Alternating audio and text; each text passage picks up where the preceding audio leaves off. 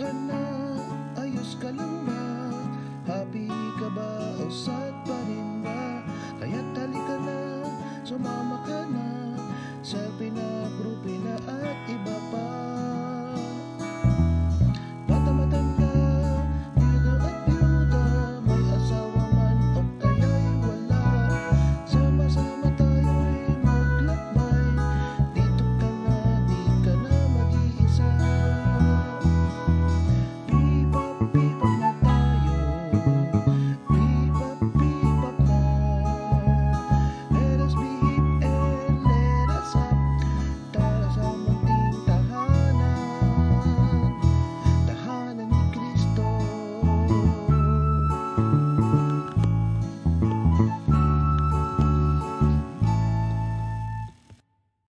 Good afternoon!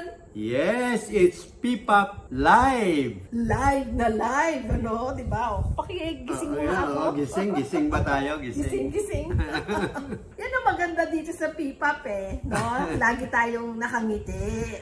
No, diba? Kasi alam niyo ba ibig sabihin ng P-Pop? Parish Pastoral Accompaniment Program. No, wag po natin kalimutan yung word na accompaniment. Yes. Yung pinakamaganda na word na medyo mahirap pero with God's grace, kayang-kaya natin. Yeah. Diba? Oo. So, ang ganda ng topic natin. Why? Kasi Maybe next year. maybe next year or never. Kailan ba talaga? Ay, lako. Yan ang tanong sa mga magsing-iro. Yan, oo. Yung isa sa kanila nag-aantay na, kailan ba talaga? Kailan kaya magpo-propose Maybe yung boyfriend ko? Next year. Naku, ang tagal naman. Kaya pala sa US napansin ko, 'di ba pagka nag-propose yung lalaki, halos maiyak yung babae tapos parang sobrang tuwang-tuwa. Kasi doon, 'di ba nauuna yung kanilang live-in.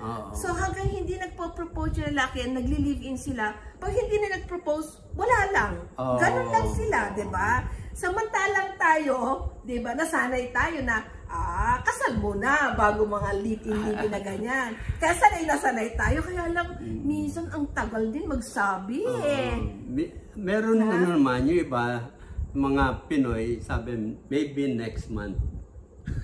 Bilis naman masyado. Sobra naman bilis. Meron nga, maybe tonight. Baka naman yung maybe... Yun yung tanan, maybe tonight. O kaya yung maybe next month, baka 9 months na siya, manganganak na siya. Yung maybe tonight. Maybe tonight. Maybe tonight, talaga na, magtanan na tayo. So, basahin muna natin sa 131. So, kukuha lang po tayo ng sentence dito. Marriage is a means of expressing that we have truly left the security of the home in which we grew up in order to build other strong ties and to take a new responsibility for another person. Ayan, yan ang ibig sabihin ng marriage. So, sabi, kukunin na kita, iiwan na natin yung magulang natin at tayo ay magtatayo ng bagong pamilya. Yan. Diba? So, meron responsibility yan. Kaya pala ganito ang sinabi sa number 132. Yes, sa kasunod po niyan, dahil ito po yung sinabi na yan, dapat daw ang marriage.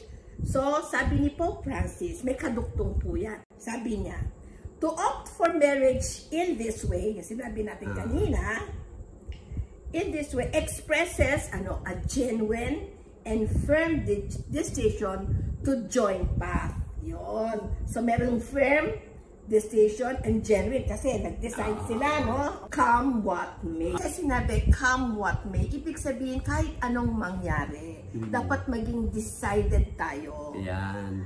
And firm. Kasi, pumasok tayo sa kasal diba? Sa pagkakaroon ng mag-asawa. Next sentence. Given its seriousness, this public commitment of love cannot be the fruit of a hasty decision. But neither can it be postponed indefinitely. Yan. Kaya pala minsan yung tinawag maybe tonight, ay hindi naman din pwede yun. Hindi nyo pa nakikilala ang bawat isa. At hindi ninyo man lang pinag-usapan at unawain ano ba yung papasukin ninyong bagong yugto ng inyong buhay. Yung isa naman, ang tagal naman. Sabi, tama, matagal ba yon? Yung iba kasi, hindi maybe next year eh. More than 1 year yung kanilang pag-iisip.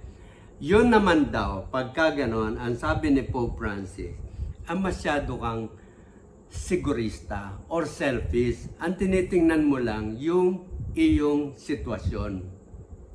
Ayan, no? Sabi niya, unwillingness to make such a commitment is selfish, calculating, and petty. Dahil ang sabi ni Pope Francis, or tayo, naunawaan natin yun, pag pumasok ka sa buhay may asawa, there is a risk. May gamble. Diba? Kasi hindi mo naman sigurado kung magbabago ba na ugali yung kilala mo na, ang ganda-ganda na ugali, pero pagka na-pressure, pagka dumami ang karga-kargang responsibility, pwedeng bumigay. Yun ang hindi kayo sigurado. Di ba? Ito, nakatuon talaga to doon sa mga mag-boyfriend, na iniisip na nilang yung talagang gusto na nila rin na asawa. Lumagay sa tahimik. Lumagay sa tahimik. Bakit kaya yun yung tawag, lumagay sa tahimik? Yung isa mananahimik. Siguro yung pamilya nila maingay. Kaya tumahimik ka.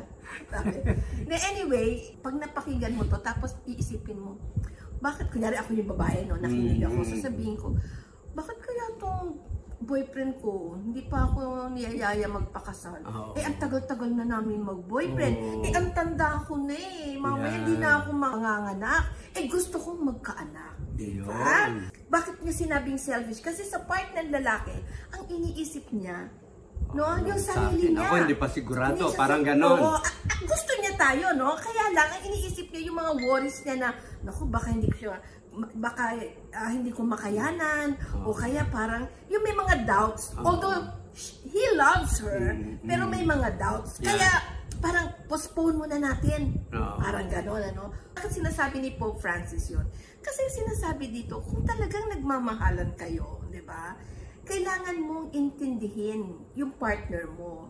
Ngayon, pag inintindi mo siya, at mahal mo siya, pinapakinggan mo siya, Like ako kunyari yung babae, normally babae ang medyo, hindi naman nagmamadali, pero kasi kami yung mga anak Pag umabot na kami sa age na hindi na kami makakanak, or pwede ka pa nga mga anak, pero pag may edad ka na, mahirap na, marami ng complication. Gusto ko talaga magka-baby, di ba? Yung lalaki, minsan hindi naman sila ganon.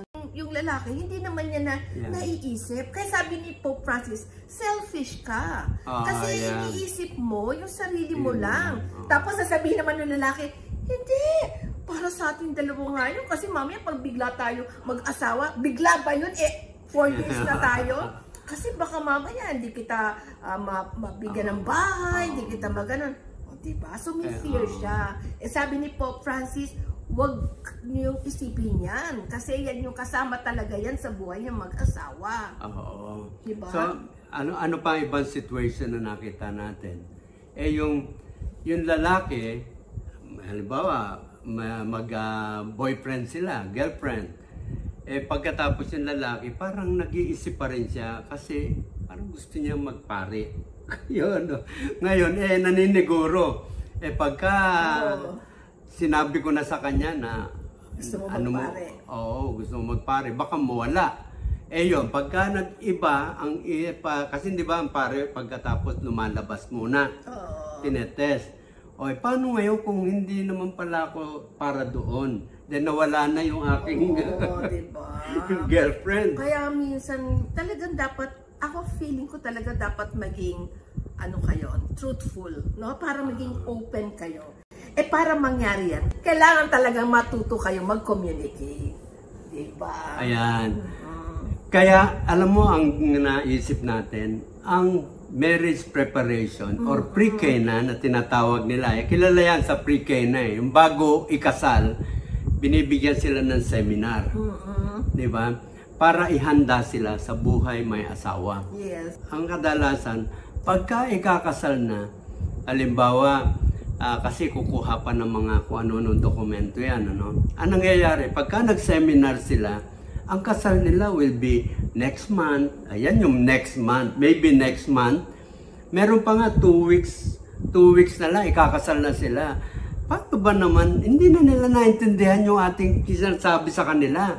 Kasi, ang dami na nilang inaasikaso sa kasal nila. Sa reception, ganon. Ano ang inisip natin? Gusto sana natin, medyo mahaba-haba. Pagka naisip nila, sige, pakasal na tayo. Paano yan? Kailangan yan, 1 year ang reservation sa venue. Halimbawa, sa Tagaytay sila, 1 year yan. Nire-reserve na. Kundi wala kang venue. Yeah. Kaya sila, meron na silang desisyon 1 year, and yet, hindi pa sila naihahanda sa kanilang buhay may asawa.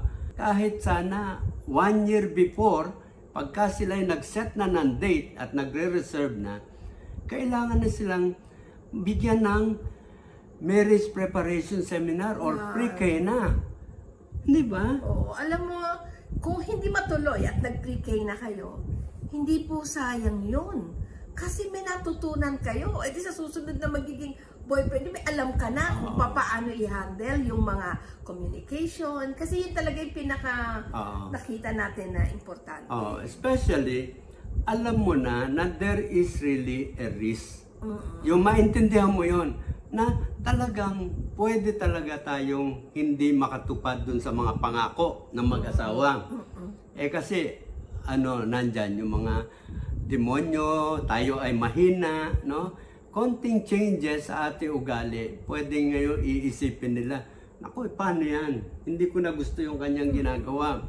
Those are risks sa mag-asawa. Kaya ngayon sa pre-K na seminar, ang purpose niyan, hindi yan yung para turuan kayo kung paano maitatag yung inyong pamilya. Hindi pa yan. Kailangan maging firm ka sa iyong desisyon. Ibig sabihin, you are willing to take the risk.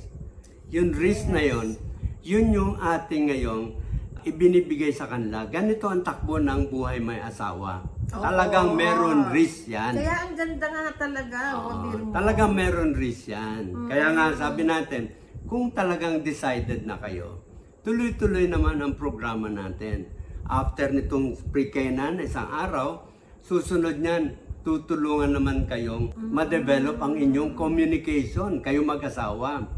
So that lahat ng area ng inyong buhay may asawa, ayan ay pinag-uusapan ninyo.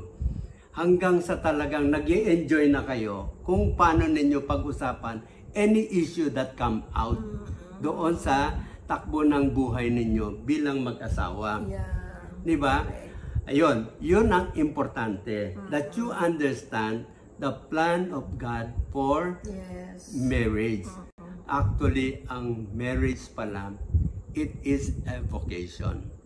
Ang ibig sabihin nun, it is a call of God sa inyong dalawa. Pagka tinawag kayong dalawa, God will not abandon you. At kung seryoso na unawaan yan, you will be able to take the risk because it is a happy compromise. Yan ang isang privilege ng mga nag-respond. Lord, I want to respond to the call para si Mama Mary yan. Yes, Lord, because our Lord has a beautiful plan. Yung mga tinawag niya sa vocation of marriage. Huwag kayong matakot. So, yung mga future na iniisip nyo, huwag nyo nang isipin yun. Ang isipin nyo, pagtutulungan natin ito, tayong dalawa dito, no? Tapos, punta tayo sa simbahan, magpakasal tayo, tapos, be-bless tayo ni God. Tapos, kaya nga may nakalagay doon na, ulitin ko ulit, na sinabi ko, for better or for worse, till death do us part. Kaya inuulit-ulit yun. Para, no? Di ba? Naririnig ng mga tao yun, di ba? Diyan, yung inyong mga pangako ay sinasabi ninyo, yes, I do. In public, may mga witnesses kayo. Totoo. Di ba? Ang inyong pangako ay pangako ninyo sa harap sa altar. That means, we are committing ourselves to one another in front of our Lord. Ginagawa natin public yung commitment na yan. Why? Because we want to show them na itong pag-ibig na ito is a love that will last to a lifetime. Kayo ay maunawaan ninyo ng talagang this yes, yan, tells them that they can always trust one another. Importante po yung tiwala ninyo sa isa't isa. That's why sabi ninyo sa isa't isa, okay, we will get married. Pagka sinabi mo na yun, that means paninindigan mo yung mga pangako na bibitawan natin. And that they will never be abandoned when difficulties arise or new attractions or selfish interests present themselves. Yan nga yung tinatanong natin lagi, no? Is it possible na kahit nainis ka sa partner mo, eh mahal mo pa rin? Minsan, di ba, galit na galit ka talaga sa partner mo. And yet, masasabi pa, mahal mo pa rin siya? Yung yes is a decision that you make and promise to love your partner. Di ba? So, decision yon. It's not about your feeling. Kaya minsan talagang parang may mga pagkakataon na talagang may inis ka sa kanyang ginawa or nagbabago minsan tayo. Especially pagka tayo ay napasok na sa bagong yugto. Like halimbawa, nagkaanak na kayo. Alam mong hirap nun, di ba? Pagka yung nagkaroon na anak, napupuyat kayo. Katapos, merong bago na kayo inaasikaso. Nadagdagan na yon. It's not about feeling. It is a decision. Huwag naman masyado mabilis, no? To make a decision to get married. Huwag din masyadong mahaba. Kasi, ano na yun minsan yung haba, masyado kayo naniniguro. You don't want to take the risk. Pero gustong-gusto nyo na. Kaya lang, may mga doubts kayo. Kaya pinopostpone nyo ba? Diba? There is that risk. Kaya nga sabi namin, if you are in doubt, kahit na 1 year pa kayo or 2 years pa kayong mag-aasawa, mag-file kayo sa simbahan. Oo, mag-pre-K na tayo. Meron tayong pre-K na. Yeah, oo. Doon sa pre-K na yun, kasi hindi lang naman ang pre-K na program or marriage preparation program ng ating simbahan, hindi naman yan isang session. Una, merong isang session mahaba. After that, merong 5 sessions para ma-develop ang skills. And then you practice it. Tapos may monthly tayo na bibigyan ulit kayo ng tip para paano ba nyo magagawang mapanindigan ang inyong mga pangako. Doon sa mga susunod na yon, marami tayong mga pwede. Meron tayong mga video tungkol dito sa Amoris Laetitia ni Pope Francis. P-Pop Live, mapapanood mo yan linggo-linggo. Di ba? And then, meron din tayong mga accompaniment. Meron pa rin tayong mga counseling. Ito po yung mga magiging tulong, no? Yeah. Kung magkakaroon kayo ng mga ganyang issues na parang nag-doubt pa kayo pero gusto na din yung mag-asawa, no? Tsaka, in preparation talaga yan, no? Kaya nga, marriage preparation, Diba? Oo, lahat ng mas tulong. Mas maaga. Merong programa sa simbahan. Yes. Okay. Amen. O, so wag yung wag yung maybe never. maybe next year. Pagkatapos, pagka medyo na tuloy yung isang alternative plan mo, maybe never. Wow, masakit yun sa o kaya biglang may dumating na visa, papunta, punta muna ako sa ibang bansa, saka na muna tayo ulit magpakasama. Wow! At ayusin natin, yes. No? Pag-usapan.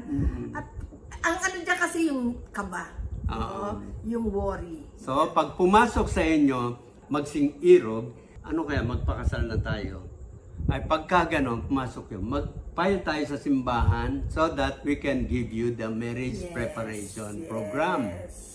Yun. Oo, huwag kayong matakot. Hindi man porket na gano'n dediretso na kayo, no? Kaya nga nag-aaral kayo Yes. No, nag-aaral kayo.